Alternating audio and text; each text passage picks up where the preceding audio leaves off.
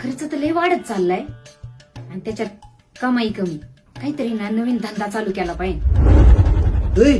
मायाक एक धंदा आहे बा, चांगली आयडिया आहे. करते का धंदा? अहो सांगा की मग लवकर.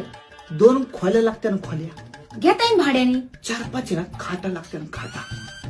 घेते की त्या पण नवीन. मग तर जमलं बा. आणि ऐक ना, 4-5 बाया लागत्या ना, बाया. काय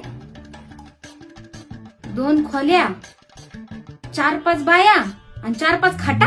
हा. आपल्याला नाही जमायचा तसला धंदा. अरे असला कसला चांगला धंदा आहे.